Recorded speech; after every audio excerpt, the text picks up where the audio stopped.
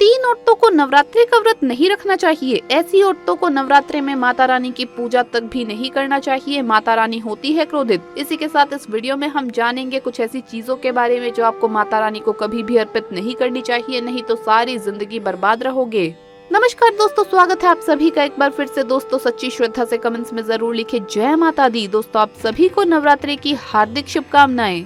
दोस्तों चाहे कुछ भी हो जाए, भूल कर भी ऐसी तीन महिलाएं नवरात्रि का व्रत कभी ना रखें। माता रानी ऐसी महिला से कभी भी खुश नहीं होती, इसीलिए आप भी जान लीजिए कहीं आप भी इन तीन महिलाओं में से तो नहीं। दोस्तों चैत्र नवरात्रि इस बार 2 अप्रैल को शुरू हो रही है और 11 अप्रैल को समाप्त होंगे। नवरात्रि के ये दिन माँ आदि शक्ति दुर्गा को समर्पित होते हैं। इन दिनों माँ दुर्गा के 9 अलग अलग स्वरूपों की पूजा की जाती है। इस बार माता रानी नवरात्रि में डोली पर सवार होकर अपने भक्तों के घर आएंगी। नवरात्रि के पावन अवसर पर माँ दुर्गा को प्रसन्न कर उनका आशीर्वाद प्राप्त करने के लिए ये समय सर्वोपरि है, क्योंकि ये समय अति उत्तम और बहुत ही खास माना जाता है। लेकिन क्या आप जानते हैं कुछ ऐसी महिलाएं भी है जो इस व्रत को ना ही रखे तो अच्छा है। मान्यताओं के अनुसार आज हम जिन महिलाओं के बारे में बात करने वाले हैं उन्हें नवरात्रों के व्रत से हमेशा दूर रहना चाहिए। यहाँ तक कि माता रानी की पूजा भी नहीं करनी चाहिए, नहीं तो माता आपसे क्रोधित हो सकती है। आपके साथ कुछ भी बुरा हो सकता है, आपके पति पर भी संकट आ सकते हैं। तो चलिए जानते हैं, लेकिन उससे पहले आपसे रिक्वेस्ट है कि वीडियो को लाइक करें, अपने दोस्तों के साथ शेयर करें और अगर आपने अभी तक चैनल को सब्सक्राइब नहीं किया तो सब्सक्राइब करके बेल आइकन जरूर प्रेस कर ले। दोस्तों नंबर 1, तलाकशुदा महिला।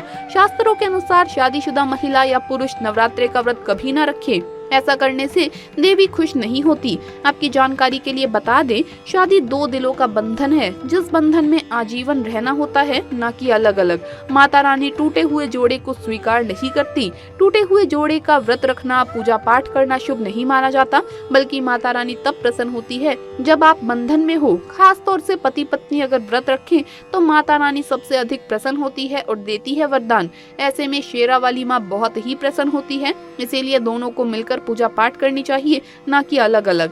दोस्तों नंबर 2, एक वैश्य को नवरात्रि का व्रत कभी भी नहीं रखना चाहिए और ना ही करवा चौथ का व्रत। जब व्यक्ति की शरीर की पवित्रता खत्म हो जाती है तो वो मैला ही नहीं बल्कि पापी भी कहलाता है, इसीलिए आपकी पूजा कभी भी सफल नहीं हो सकती। ये व्रत आप कभी ना रखें। दोस्तों नंबर 3, अगर आपको कोई घातक बीमारी है तो आप इस व्रत को ना रखें।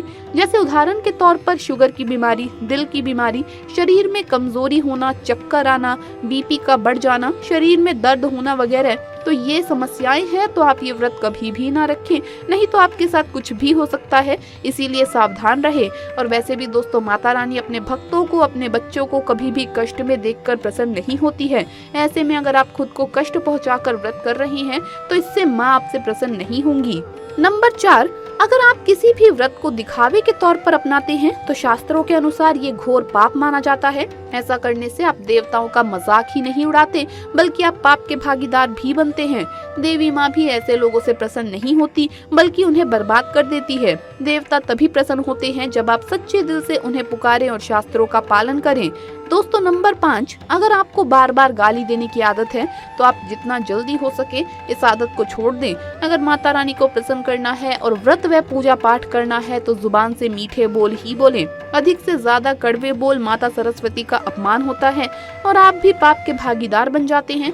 दोस्तों भूल कर भी माता रानी को ये चीजें कभी भी अर्पित मत करना, नहीं तो सारी जिंदगी बर्बाद रहोगे। दोस्तों नंबर 1, नवरात्रि के दौरान शादीशुदा महिलाओं को सफेद कपड़े पहनकर पूजा पाठ नहीं करना चाहिए। साथ ही साथ काले कपड़े भी नहीं पहनने चाहिए, इससे पूजा व्रत आदि खंडित हो जाता है। माता की चौकी जब आप लगाएं तो उसके नीचे कागज नहीं लगाना चाहिए। माता की चौकी हमेशा लाल कपड़ा बिछाकर ही बनाना चाहिए। नंबर 2, नारियल माता को अर्पित ना करें। हिंदू धर्म में नारियल को समृद्धि, धन, श्रद्धा और सम्मान का सूचक माना जाता है। नारियल को श्रीफल भी कहा जाता है। नारियल को सुख समृद्धि में वृद्धि करने वाला माना जाता है। नारियल का हर मांगलिक कार्य में विशेष महत्व है। जैसा कि आप सभी जानते हैं कि माता रानी के कई मंदिरों में नारियल से बलि भी दी जाती है और माता रानी के पूजन में नारियल का इस्तेमाल हम सभी करते हैं। खासकर कलश की स्थापना नारियल रखकर ही की जाती है। माता रानी के पूजन में हम नारियल इस्तेमाल करते समय कुछ गलतियां कर बैठते हैं। दोस्तों, नारियल कई प्रकार के होते हैं, एक हरा, दूसरा सूखा जिसके अंदर पानी होता है। जिस नारियल के अंदर पानी होता है, माता रानी के पूजन में सदैव पानी वाला और जटा वाला नारियल ही इस्तेमाल करें। नारियल का पूर्ण होना अति आवश्यक है। नारियल चटका हुआ या टूटा हुआ नहीं होना चाहिए, क्योंकि साबुत नारियल ही पूर्ण और पवित्रता का प्रतीक होता है। साबुत नारियल ही सुख समृद्धि का प्रतीक है। साबुत नारियल को ही श्रीफल यानी कि माँ लक्ष्मी का फल कहा जाता है। नवरात्रे में माता रानी के कलश की स्थापना करते समय जटा वाला यानी पानी वाला नारियल ही कलश पर स्थापित करना चाहिए। साथ ही ये ध्यान रखना चाहिए कि नारियल को सदैव कलश के ऊपर लेटा कर रखना चाहिए। घट स्थापना करते समय कभी भी नारियल को खड़ा करके नहीं रखा जाता। नारियल को सदैव लेटाकर कलश के ऊपर रखा जाता है। साथ ही नारियल को स्थापित करने से पहले आप नारियल को लाल कपड़े में लपेट लें और उस पर लाल चुनरी ओढ़ाकर आप नारियल को कलश के ऊपर स्थापित करें। शास्त्रों के अनुसार कलश के ऊपर जब सही तरीके से और सही प्रकार का नारियल रखा जाता है, तभी व्रत और पूजन का पूर्ण फल प्राप्त होता है। ये भी ध्यान रहे कि महिलाएं माता रानी को नारियल अर्पित तो कर सकती है, लेकिन कभी भी माता रानी के सामने नारियल को भूलकर भी ना तोड़ें, क्योंकि नारियल बीज रूप होता है और स्त्रियां बीज रूप से ही शिशु को जन्म देती है। इसीलिए कभी भी महिलाओं को नारियल नहीं तोड़ना चाहिए। नंबर 3, लौंग। लौंग हम सभी माता रानी के पूजा में इस्तेमाल करते हैं, लेकिन लौंग को इस्तेमाल करते समय एक बहुत बड़ी गलती कर बैठते हैं। हमेशा ध्यान रखना चाहिए कि माता रानी को सदैव फूल वाली लौंग ही अर्पित करनी चाहिए। जिस लौंग के ऊपर फूल नहीं होता या फिर जिस लौंग के पीछे लकड़ी की डंडी नहीं होती, उसे माता रानी के पूजन में भूलकर भी इस्तेमाल ना करें।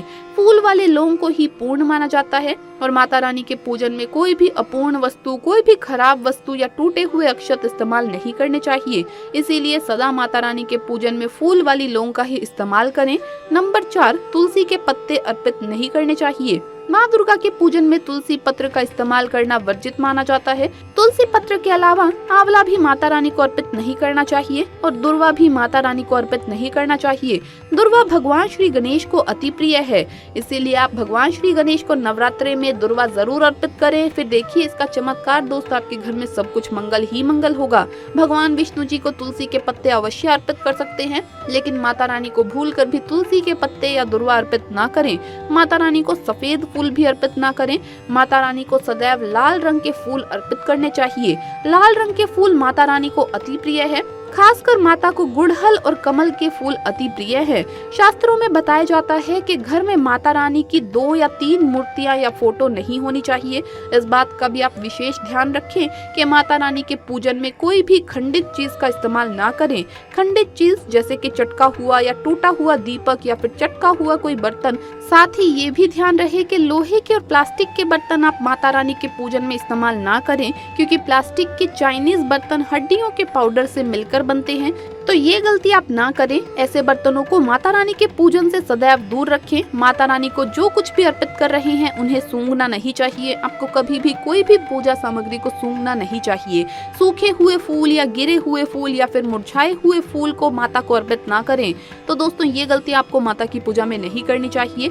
आपको ये वीडियो कैसा लगा हमें कमेंट्स में जरूर बताएं। इस वीडियो को लाइक करें, अपने दोस्तों के साथ शेयर करें और अगर आपने अभी तक चैनल को सब्सक्राइब नहीं किया है तो सब्सक्राइब करके बेल आइकन जरूर प्रेस कर ले। जल्द मुलाकात होगी अगली वीडियो में। तब तक के लिए सभी भक्तों को जय माता दी। दोस्तों, आप सभी को नवरात्रि की हार्दिक शुभकामनाएं।